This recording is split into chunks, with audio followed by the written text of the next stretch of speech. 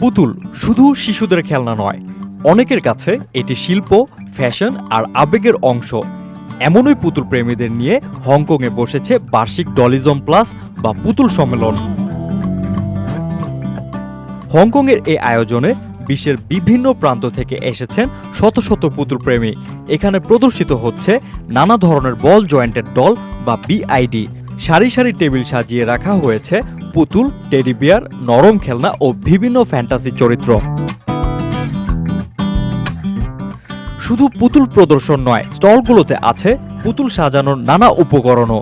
এর মধ্যে আছে পোশাক, পরচুলা, গয়না, জুতা ও বিভিন্ন ধরনের ছোট ছোট জিনিস।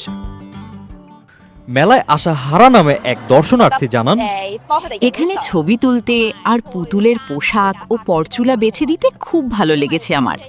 মজার একটা ব্যাপার হলো পুতুলের অ্যাক্সেসরিজ ইচ্ছামতো শুধু পরিবর্তনই করা যায় না, এগুলো রাখা যায় বিভিন্ন ভঙ্গিতে। কেউ পছন্দের পুতুলের জন্য নতুন পোশাক কিনছেন, কেউ বদলে নিচ্ছেন বিভিন্ন অংশ। আবার কেউ নিজের সংগ্রহ অন্য পুতুল প্রেমীদের সঙ্গে ভাগ করে নিচ্ছেন।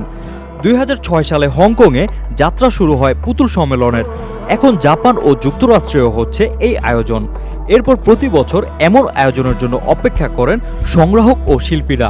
কারণ অনলাইনে পণ্য দেখা গেলেও সরাসরি হাতে নিয়ে দেখার অভিজ্ঞতা কেবল এখানেই সম্ভব হয়। Desk report, hello Bangladesh.